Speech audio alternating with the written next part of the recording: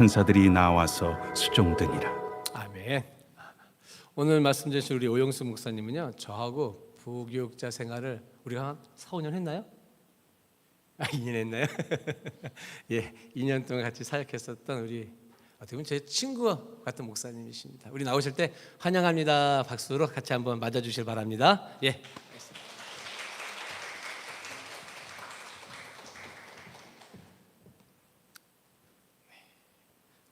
만나서 반갑습니다. 잠시 기도하고 함께 말씀 나누도록 하겠습니다. 거룩하신 아버지 하나님, 우리 함께 말씀을 나눕니다. 이 시간 가운데에 부족한 주의 종은 온전히 죽게 하여 주시고 하나님의 말씀만이 이곳 가운데 드러날 수 있도록 하나님 허락하여 주시옵소서. 모든 것 감사드리며 예수 그리스도의 이름으로 기도합니다. 아멘. 아멘. 혹시 지난 18일 북미 최고의 권위를 가진 반클라번 국제 피아노 콩쿠르에서 역대 최연소 우승자가 나왔습니다. 혹시 알고 계신가요? 18살의 한국인 임윤찬 군입니다. 이 임윤찬 군은 어렸을 적부터 피아노로 영재적인 감각을 드러냈었던 사람이라고 합니다. 그리고 영국 프리미어리그 토트넘에서 활약하고 있는 축구 선수 손흥민 선수 모두 다 아시죠? 그 손흥민 선수도 영국 프리미어리그 역사상 아시안 최초로 득점왕에 올랐었는데요. 이렇게 역대 최연소 우승을 차지했었던 임윤찬 군과 그리고 프리미어리그에서 아시아 최초의 득점왕을 차지했었던 이 손흥민 선수가 우연히 지금 최고의 자리에 올랐었던 걸까요? 아니면 천재적인 감각, 누구나 부러워할 그 천재적인 감각으로 그 자리에 올랐었을까요? 우리는 그것이 다 아님을 알고 있죠. 그들의 뒤에는 분명히 끊임없는 노력과 연습이 있었을 것입니다. 특히 손흥민 선수는 어렸을 적에 축구부에 그렇게 들어가고 싶었는데 아버지가 축구부에 보내지 않고 무려 4년이라는 시간 동안 기본기만 가르쳤다고 합니다. 그래서 지금의 자리에 올라오게 되었는데요. 그리스도인들에게도 하나님과의 건강한 관계와 그리고 건강한 신앙생활 가운데 있어서 정말로 필요한 것이 기본기가 다져져야만 하나님과의 온전한 관계를 이뤄나갈 수 있고 건강한 신앙생활을 유지할 수가 있습니다. 그렇다면 그리스도인들에게 있어서 기본기는 무엇일까요? 너무나 잘 알고 있죠. 말씀과 기도이죠. 오늘 이 시간에는요, 함께 이 본문의 말씀을 통해서 왜 하나님의 말씀이 우리에게 기본기가 되어지는지 그리고 왜 중요한 것인지 대해서 함께 말씀을 나눠보도록 하겠습니다. 본문 1절 말씀은 이렇게 시작합니다. 함께 1절 말씀 함께 읽어보도록 하겠습니다. 그때에 예수께서 성령에 이끌려 마귀에게 시험을 받으러 광야로 가사. 그때에 예수님께서 요단강에서 세례 요한에게 세례를 받으시고 공생의 사역을 시작하시기 전 성령 하나님께 이끌려서 광야로 나가셨습니다. 그리고 그곳에서 본문에 기록된 바와 같이 마귀에게 시험을 받으셨죠. 사실 예수님께서 받으신 시험은 마귀에게 시험을 받으셨다라고 기록이 되어져 있지만 사실은 전체적인 틀 안에서는 하나님의 주권 아래에서 받으신 시험이에요. 왜냐하면 예수님께서는 누군가에 의해서 광야로 이끌려 나가신 것이 아니라 성령 하나님께 이끌려 광야로 나가셨기 때문이에요. 그렇다면 우린 여기에서 한 가지 질문을 던질 수가 있는데요. 왜 성령님께서는 예수님을 광야로 이끄셨던 것일까요? 그리고 왜 예수님께서는 이곳 광야에서 시험을 받으셨던 것일까요? 단지 광야라는 그 장소가 척박한 땅이기 때문에 시험받기에 가장 적합한 땅이기 때문에 그곳에서 시험을 받으셨던 것일까요? 그렇지 않습니다. 사실 예수님께서 이곳 광야에서 시험을 받으신 이유는요, 구약의 이스라엘과 깊은 연관이 있습니다. 오래전 이스라엘은 430년 동안 지냈던 애굽에서 탈출한 이후에 광야에서 40년이라는 시간을 그곳에서 지나게 되죠. 그들은 자신들의 조상이었던 요셉이 죽고 요셉을 알지 못하는 한 왕이 일어난 이후에 정말로 오랜 시간을 노예로서 착취당하는 삶을 살았습니다. 어떻게 본다면 이스라엘 백성들은 이곳 애굽에서 노예 근성과 패배 의식에 빠졌고 그러한 것으로 인해서 무력한 삶을 살아가고 있었어요. 그뿐 아니라 이집트에 있었던 수많은 문화들을 접하게 되면서 그 문화들이 자신의 삶의 일부가 되어버렸죠. 그 자신의 삶의 일부가 되어버린 것 중에는 거짓된 신들, 우상과 관련된 것들도 있었습니다. 하나님께서는 그 이스라엘 백성들이 이곳 광야에서 하나님의 백성으로서 온전히 거듭나기를 원하셨어요. 이곳 광야에 있는 그 시간들을 통해서 하나님의 말씀에만 순종하고 하나님을 시험치 않고 오로지 하나님 한 분만을 경배하고 경외하는 그런 삶을 살길 하나님께서는 원하셨습니다. 하지만 그 이스라엘 백성들은 어떻죠? 그곳 광야에서 정말로 하나님께서 원하시는 그러한 삶을 살아갔나요? 그러한 시험들을 통과했나요? 아쉽게도 그러지 못했습니다. 하나님을 때때로 원망했죠.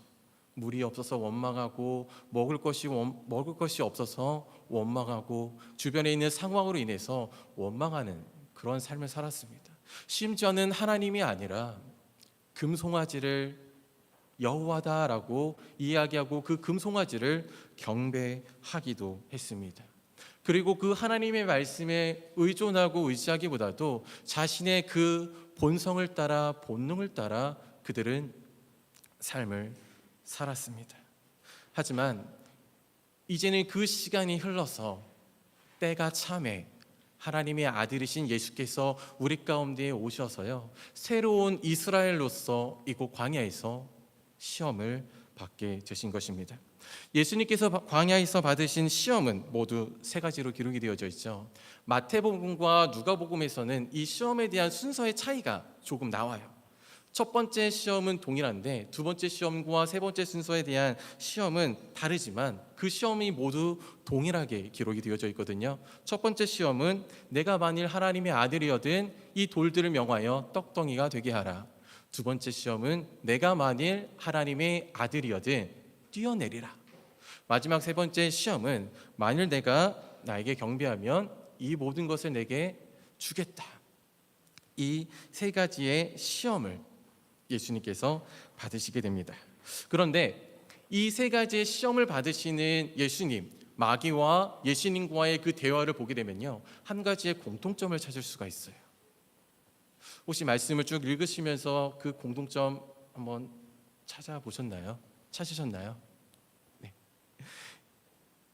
마귀가 예수님에게 이렇게 해라, 이렇게 해라, 이렇게 해라 얘기했을 때에 예수님께서는 항상 그 마귀에게 기록되었으되, 항상 마귀에게 기록되었으되라고 말씀하십니다. 첫 번째 시험에서도 두 번째 시험에서도 세 번째 시험에서도 기록되었으되라고 예수님께서 말씀하세요. 예수님께서 이곳 광야에서 마귀를 대적할 때에요, 어떤 특별한 능력이나 어떤 특별한 은사로서 마귀를 대적하지 않으셨어요. 예수님께서 이 마귀를 대적하는 방법은요, 하나님의 말씀이었어요. 우리는 이 예수님께서 마귀를 대적하신 그 하나님의 말씀을 통해서요, 하나님의 말씀 앞에 선자, 정말 기본기가 튼튼해서 그리스도인으로서 하나님의 말씀의 기본기가 튼튼한 그런 사람은 어떠한 삶의 반응을 보이게 되는지 우리가 배울 수 있게 되는데요. 먼저 하나님의 백성, 우린 하나님의 백성과 하나님의 자녀로서 살아가고 있죠. 그리고 그 신앙의 여정을 걸어가고 있는데요, 우리의 신앙의 여정에 있어서 정말로 중요한 게 무엇일까요? 우리가 신앙생활을 하면서 정말로 중요한 것, 신비한 체험들을 경험하는 것인가요? 아니면 방언과 통변, 치유와 예언과 같은 성경에 기록된 은사들을 경험하는 것일까요? 그것이 아니면 직분을 소유하는 것인가요? 지금 많은 그리스도인들은요, 직분에 집착하는 분들도 정말로 많아요. 그래서 대형교회에서 봉사활동을 할 때 가장 많이 지원하는 부서가 혹시 어딘 줄 아세요? 주차봉사예요. 왜냐하면 주차봉사를 하면 정말로 많은 사람들을 접할 수 있기 때문이에요. 그래서 정말로 많은 사람들이요, 그리고 큰 교회에서는 자기의 직분을 소유하기 위해서 일부러 주차봉사를 하는 사람들이 굉장히 많이 있어요. 그런데 우리 그리스도인들에게서 정말로 중요한 것은 우리가 하나님의 말씀에 온전히 서 있는가예요. 우리가 그 하나님의 말씀을 듣고 그 말씀에 순종하면서 그 한 걸음을 내딛는가, 우리가 하나님의 말씀을 통해서 올바른 곳으로, 올바른 방향으로 걸어 나가고 있는가, 그것이 정말 우리 그리스도인들에게 정말로 중요한 거예요. 이 문제는 장년들만의 문제가 아니라 모든 세대들이 가정과 교회라는 그 공동체를 통해서 함께 점검하고 함께 걸어가야 할 문제라는 거예요. 이제 다시 한번 본론으로 들어가서요, 우리는 아까 위에서 말씀드렸듯이 사단과 예수님과의 그 대화를 통해서 우리가 하나님의 말씀에 온전히 섰을 때에 우리의 삶에 어떠한 반응들을 보이는지에 대해서 함께 알아가고 또한 결단하는 그런 시간들을 함께 가졌으면 좋겠습니다. 첫 번째 시험이 뭐였죠? 내가 만일 하나님의 아들이거든 이 돌이 떡덩이가 되게 하라라는 시험이죠. 지금 예수님께서 광야로 나가셨어요. 그리고 40일이라는 시간 동안 금식하셨죠. 정말 배가 고프셨을 거예요. 아마 금식해 보신 분들은 다 아실 거예요. 금식이 아니라 상황상 어쩔 수 없이 굶주리시는 그런 경험을 하셨던 분들도 이 느낌을 알 거예요. 저도 이제 금식을 할 때에 한 3일까지는 그래, 괜찮아, 버틸 수 있어 라는 마음이 들다. 그러니까 그 3일이 지나간 이후에는 머릿속에 무엇으로 가득 차는지 아세요? 음식들로 가득 차게 돼요. 정말로 그러면 안 되는데, 정말로 그러면 안 되는데, 이 금식이 끝나고 보호식이 끝나고 무엇을 먹을까, 그 음식 리스트들을 막 생각해 보기도 하고 그걸로 인해서 행복을 느끼기도 해요. 사실 요거는 금식이 아니죠. 저희 본능에 이끌려서 금식보다 하나님께 집중하는 것보다도 어떤 음식이 우상이 되어서 그 음식에 집중을 이렇게 하게 되었었던 건데요. 아무튼 예수님께서는 무려 40일이라는 그 시간 동안 굶주리셨어요. 얼마나 배고프셨겠어요. 완전한 하나님이시자 완전한 인간이신 그 예수님, 아마 예수님도 본능적으로는 그 배고픔으로 인해서 지치시고 정신적으로도 굉장히 쇠약해지신 그런 상태였을 거예요. 그런데 사단이 예수님께 나와서 내가 만일 하나님의 아들이거든 네가 이 돌을 떡덩이가 되게 해라. 그래서 지금 너의 욕구, 배고픈 그 욕구를 채워봐. 그리고 내가 그것을 통해서 하나님의 아들이라는 것을 증명해 봐라고 사단이 예수님을 유혹합니다. 만일 제가 그런 상황이었으면 그래? 배고픈데 잘 됐다. 또 그것뿐만 아니라 그래? 내가 이것을 통해서 하나님의 아들인 것을 증명해 봐 라고 이야기했을 거예요. 그런데 예수님께서는 그렇게 하지 않으시고 사단을 향해서 기록되었으되 라고 말씀하십니다. 우리 4절에 있는 말씀 우리 함께 읽어보도록 하겠습니다. 함께 읽어보겠습니다. 예수께서 대답하여 이르시되 기록되었으되 사람이 떡으로만 살 것이 아니요 입으로부터 나오는 모든 말씀으로 살리라 하였느니라 하시니, 기록되었으되 말씀하십니다. 예수님께서 인용하신 말씀은요, 신명기 8장 3절에 있는 말씀인데요. 제가 8장 3절에 있는 말씀 우리 함께 읽어보도록 하겠습니다. 너를 낮추시며 너를 줄이게 하며 또 너도 알지 못하며 내 조상들도 알지 못하던 만나를 내게 먹이신 것은 사람이 떡으로만 사는 것이 아니요 여호와의 입에서 나오는 모든 말씀으로 사는 줄을 내가 알게 하려 하심이니라. 사단에게 이 신명기의 말씀을 인용하십니다. 개역 개정에서는 이렇게 떡이라는 단어를 사용하는데요. 이 새 번역 성경에서는 빵이라고 번역을 했어요. 사실 이 빵은요, 이스라엘 백성들에게 있어서 주식이에요. 우리가 밥을 먹는 것처럼 먹는 주식이에요. 그러면 이 빵은 우리들에게는 뭘로 번역이 되어야 될까요? 밥이라고 번역이 되어야 하는 거예요. 이 말씀은 무엇을 이야기하냐면 하나님의 말씀의 우선성을 이야기하고 있는 거예요.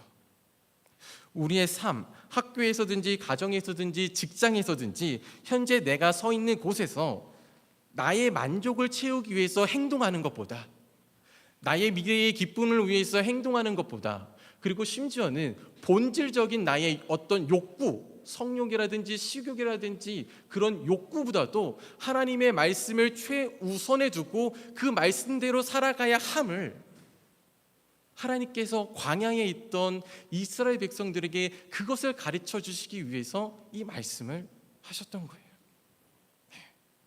그래서 하나님께서는 그 이스라엘 백성들에게 사람이 떡으로만 사는 것이 아니라 여호와의 입에서 나오는 모든 말씀으로 사는 것임을 알게 하시기 위해서 이곳 광야에서의 그 고난을 계획하셨고 허락하셨던 거예요. 현재 우리들의 삶의 우선성은 무엇인가요? 여러분들이 살아가고 있는 그 삶의 현장에서의 삶의 우선성, 학교에서 학생으로서, 직장에서 직장인으로서, 그리고 가정에서는 어떠한 전업주부로서의 삶의 우선성, 그것은 무엇인가요?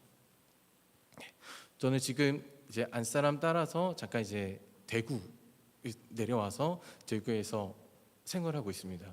사역을 신지 지금 한 7개월 정도 되고 전업주부로서 지금 제가 생활을 하고 있는데요. 전업주부로서의 삶이 만만치가 않더라고요. 뭐 이제 아이들을 다 보내고 아내 출근하면은 청소하고 빨래하고 밥하고 설거지하고 이게 무한 반복이에요. 다 아시죠? 무한 반복이라서 일을 했는데 티는 안 하고 일을 안 하면 티가 나버리는 그러한 상황. 그래서 이러한 상황을 겪으면서 정말 가정에서 전업주부로서의 삶을 살아가고 계시는 어머님들께 존경과 감사의 표현이 무럭무럭 새어 나오더라고요. 그런데 제가 이러한 삶을 살면서 나의 삶의 우선성은 무엇인가? 이 설교를 준비하면서 나의 삶의 우선성은 무엇인가 고민하게 되더라고요. 근데 저의 삶의 우선성은 무엇이었냐면 집안일이었어요. 지금 눈에 보이는 거 정리하고, 집에 눈에 보이는 거 설거지하고, 집에 눈에 보이는 거 빨래하고. 저의 삶의 우선성은 하나님의 말씀이 아니고 집안일이었어요. 그리고 또 저의 삶의 우선성은 무엇이었냐면 두려움이었어요. 어떠한 두려움이냐면 3년 전에 하나님께 기도하는 데에 하나님께서 제 입술을 통해서 내 교회를 세워라 라고 2차례에 걸쳐서 말씀을 하셨어요. 개척을 해야 되는 건가? 그런 마음을 갖고 있다가 하나님께서 개척에 대한 사인을 주시는 것인가? 그런 생각을 갖고 이제 사역지를 새로운 곳으로 옮겼어요. 그리고 저도 잊고 있었는데 아이들과 이제 출근하기 전에 아이들과 이제 큐티를 하고 출근을 하고 나서 또 기도를 하는데 이번에는 하나님께서 아이들과 큐티했었던 그 말씀을 저에게 기억나게 하시더라고요.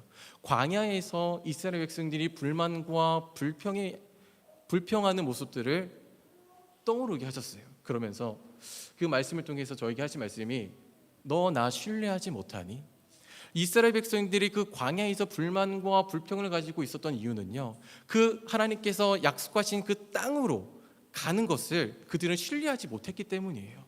그래서 그들이 불만과 불평을 가지고 있었어요. 저도 그 말씀을 기억하면서 너 나 신뢰하지 못하니? 라는 그 말씀을 기억했을 때에 제 마음에 들었었던 건 내가 두려움이 있었구나. 두려움 때문에 하나님의 말씀에 대한 우선성을 갖고 있었던 것이 아니라 나의 본능인 두려움에 사로잡혀서 두려움에 이끌고 있었구나라는 그런 생각이 정말로 마음에 들었었어요. 그렇다면 지금 여러분들이 살아가고 있는 그 삶의 현장에서의 삶의 우선성은 무엇인가요? 아까 말씀을 들었던 것처럼 현재 나의 기쁨과 즐거움이 하나님의 말씀보다도 더 우선되고 있나요? 남들이 다 하니까 괜찮겠지라는 그 마음으로 살아가고 계신가요? 하나님의 말씀은 그렇게 말하고 있지 않은데 남들이 다 하고 있으니까, 그리고 나의 어떤 미래에 대한 투자를 위해서 움직이고 계신 건 아닌가요? 정말로 하나님께서 원하시는 것은요, 우리의 삶이 하나님의 말씀에 우선성을 두고 그 하나님의 말씀을 의지하고 그 말씀을 따라 그 한 걸음을 걸어 나가시길 원하고 계세요. 우리는 하나님의 피조물이에요. 하나님께서 우리를 가장 잘 아시잖아요. 그렇기 때문에 이 하나님의 말씀을 통해서 우리에게 필요한 모든 것들을 허락하세요. 우리가 그 삶의 우선성을 하나님의 말씀에 두고 그 한 걸음을 내딛는 우리 모두가 되셨으면 좋겠습니다. 그리고 두 번째로, 사단은 예수님에게 내가 만일 하나님의 아들이어든 뛰어내리라 라고 이렇게 유혹을 하죠. 그럼 한번 5절 말씀 읽어보도록 하겠습니다. 시작. 이에 마귀가 예수를 거룩한 성으로 데려다가 성전 꼭대기에 세우고, 이 거룩한 성은요, 누가복음에서 친절하게 예루살렘이라고 우리에게 알려주고 있는데요, 이번에는 마귀가 광야에서 예루살렘 성전 그 꼭대기로 예수님을 데려갑니다. 그리고 내가 만일 하나님의 아들이어든 뛰어내리라 라고 이야기하죠.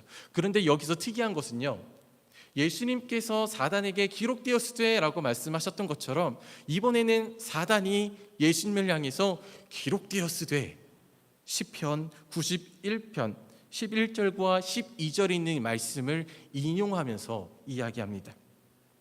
우리 마태복음 4장 6절에 있는 말씀 우리 함께 읽어보도록 하겠습니다. 시작.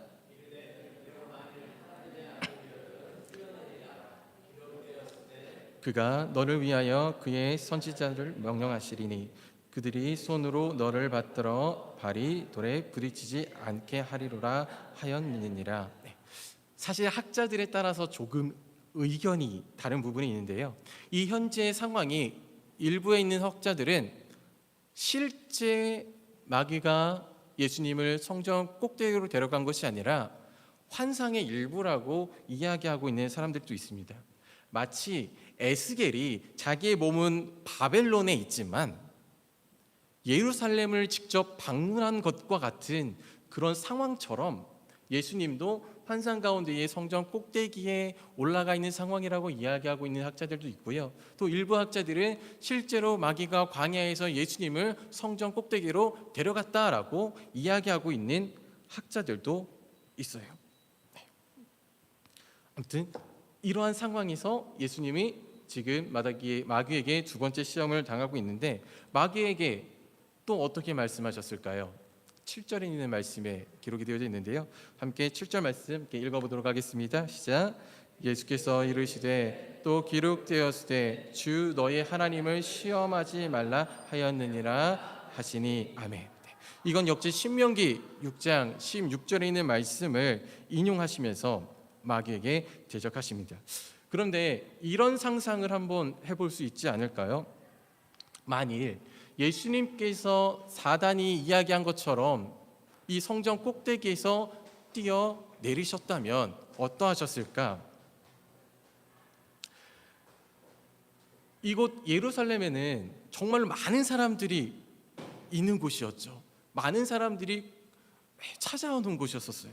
그런데 예수님께서 이곳 예루살렘 성전에서 이 꼭대기에서 뛰어내리셨다면 많은 사람들의 주목을 받을 수 있었을 거예요. 그리고 그곳에서 뛰어내려서 정말로 성경에 기록된 것처럼, 시편에 기록된 것처럼 천사들에 의해서 발이 돌에 부딪히지 않게 됐더라면 많은 사람의 이목과 함께 메시아임을 증명하고 많은 사람들을 더 따르게 하는 그런 시간들이 되었을 거예요. 하지만 예수님께서는 그러지 않으셨어요. 왜냐하면요, 여기에는 두 가지 함정이 있습니다. 첫 번째는 예수님께서 이곳에서 뛰어내린다는 것은 하나님을 신뢰하지 못했기 때문에 그 하나님의 말씀을 시험하기 위해서 뛰어내리는 상황이 되어버리는 거예요. 또 한 가지는 자신의 목적을 위해서 예수님께서 하나님의 말씀을 사용하시는, 하나님의 말씀을, 하나님을 이용하는 상황이 되어버리는 거예요. 그래서 예수님께서는 그에게 그렇게 행하지 않으시고, 기록되었을 때 주 너희 하나님을 시험하지 말라라고 예수님께서 말씀하셨던 거예요. 예수님은요, 현재 이 상황을 통해서 우리들에게 이렇게 말씀하고 계세요. 어떤 순간이 오더라도 하나님을 신뢰하라. 왜냐하면 하나님은 언제나 옳은 분이시기 때문에. 믿음은요, 다른 것이 아니에요. 믿음은요, 신뢰예요. 어떠한 신뢰요? 기록된 말씀인 성경을 통해서 하나님께서 우리에게 어떤 일을 행하셨는지, 그리고 기록된 이 말씀을 통해서 하나님께서 앞으로 우리에게 어떤 일을 행하실 것인지를 우리가 신뢰하는 것, 그리고 전인격적으로 반응하며 그렇게 살아가는 것, 그것이 믿음이에요. 어떤 순간에서도요, 우리는 하나님을 신뢰하고 언제나 오르신 그 하나님을 향해서 한 걸음씩 내딛는 그러한 삶을 살아야 합니다. 그리고 정말로 하나님 말씀의 앞에 선 사람들은요, 나의 개인적인 목적과 이득을 위해서 절대로 하나님의 말씀을 이용하지 않아요. 나의 말을 합리화시키기 위해서, 나의 상황을 합리화시키기 위해서 하나님의 말씀을 사용하지 않습니다. 정말로 하나님의 말씀 앞에 선 사람들은요, 그 하나님의 말씀을 신뢰하기 때문에 언제나 하나님의 말씀에 귀를 기울여요. 하나님이 나에게 어떠한 말씀을 하시는가 늘 귀를 기울여요. 신명기에 기록된 쉐마 이스라엘, 쉐마 들으라, 그 말은요, 단순히 너희가 지금 내가 하는 말을 들어, 그냥 들어라는 이야기가 아니에요. 이 듣다라는 말은요, 너희가 순종하기 위해서, 이 말을 순종하기 위해서 너희가 귀를 기울여서 들어야 돼라고 하나님께서 말씀하시는 거거든요.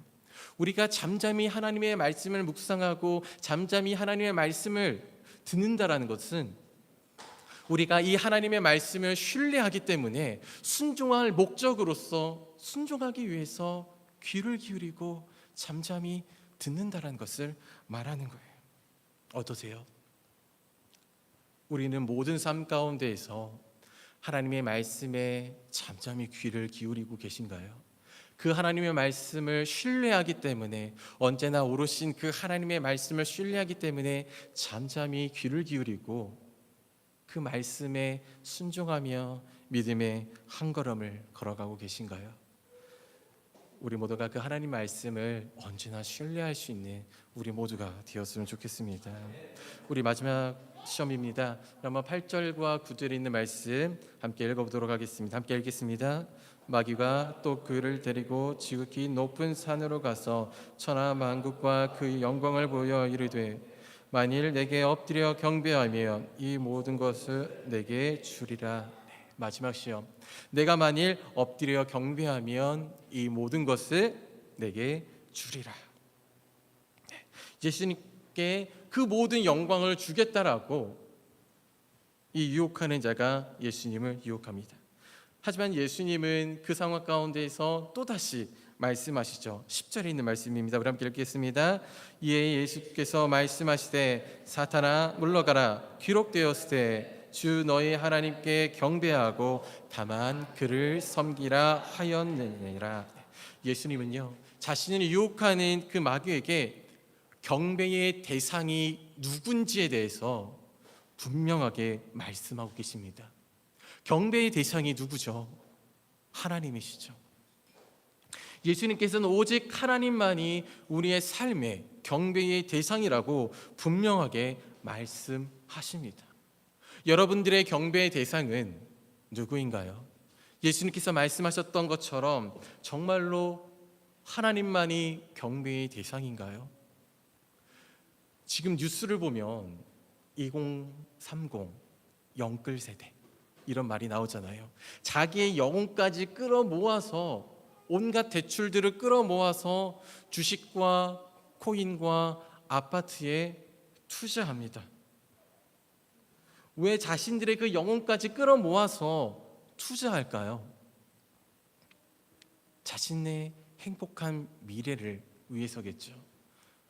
하지만 그들의 실제적인 삶은 어떤가요? 대출로 인해서 그 이자 갚기 위해서, 원금 갚기 위해서요, 정말 심적인 고통을 그들은 느끼고 있어요. 그들의 경배의 대상은요, 물질이에요. 물질이 그들의 하나님이 되었고요, 그들은 물질의 종이 되어서 정말로 하루하루 힘들고 피말리는 삶을 살아가고 있어요. 젊은 세대일 뿐일까요? 4050 세대들도 이와 마찬가지예요. 그리고 어머님들에 대한 많은 신조어가 있죠. 사커맘이 있고요, 헬리콥터맘이 있고요, 슈퍼그랜드맘이 있어요. 자녀들의 성공을 위해서 교육에 일일이 관여하고, 자녀들의 성공을 위해서 취업에까지 관여하고요, 자녀들의 성공을 위해서 심지어는 결혼에까지 관여합니다. 한 신문 뉴스에서는요, 회사에, 인사과에 어머니가 전화를 했대요. 왜 우리 아들이 다른 과로 이동하지 못했습니까? 말이 되나요? 20대 30대예요. 그런데 어머니가 자기 아들의 그 회사 생활까지도 관리하고 주관하고 있어요. 이 어머니들의 경배의 대상은 누구예요? 자녀들이에요. 하나님이 아니에요. 그들은 자녀들을 하나님처럼 떠받치고 있는 거예요.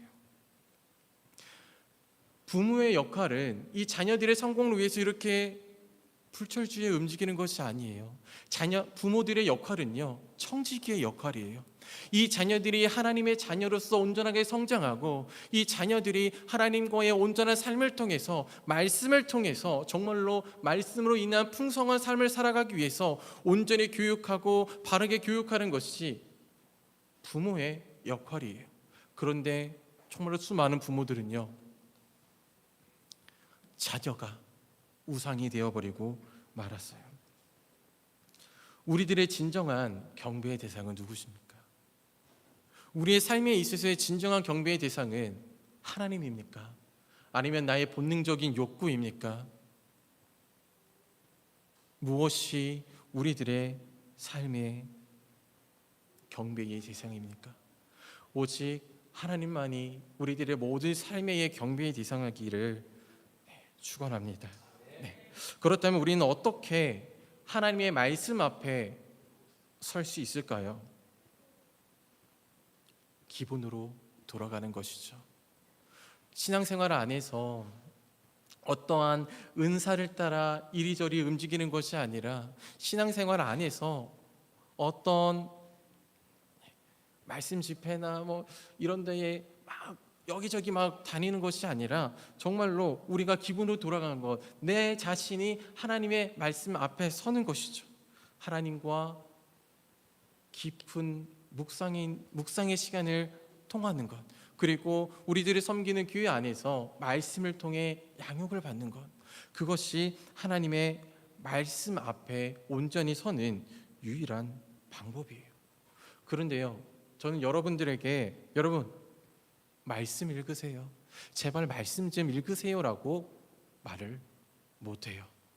왜냐하면 이미 우리가 다 알고 있는 거잖아요. 그리고 심지어 제가 하는 이야기가 혹시 여러분들에게 족쇄가 되진 않을까, 또는 여러분들에게 율법이 되지 않을까, 그런 걱정과 고민도 생기게 돼요. 그래서 저는 여러분들에게 이렇게 말씀드리고 싶어요.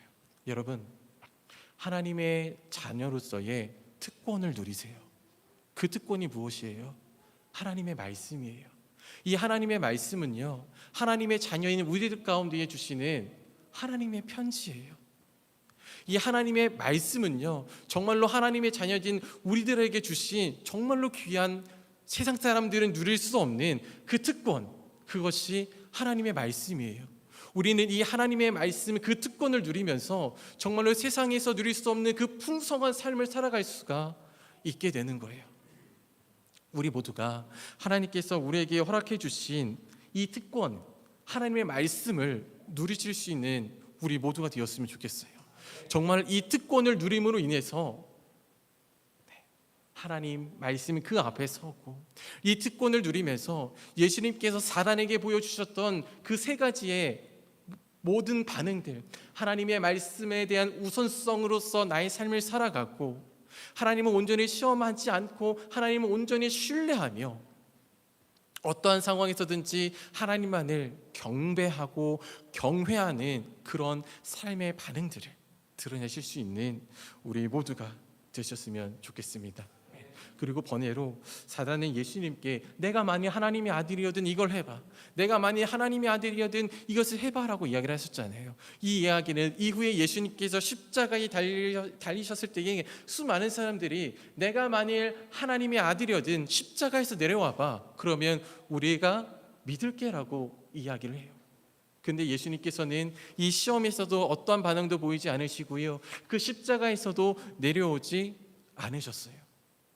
왜냐하면 분명한 그 하나님의 계획과 섭리, 하나님의 마음을 예수님께서 아셨지만 그것을 하지 않음에도 불구하고 있는 모습 그대로 예수님은 하나님의 자녀시기 때문이에요. 우리도 마찬가지예요. 연약하고, 그래서 넘어지고 실패하고 좌절하고 쓰러지고, 그래도요, 우리는 하나님의 자녀예요. 하나님의 자녀이기 때문에 그 어떤 상황 가운데서도 하나님의 말씀의 그 특권을 누리며 정말로 풍성한 그러한 삶을 살아갈 수 있는 우리 모두가 되게 소망합니다. 우리 함께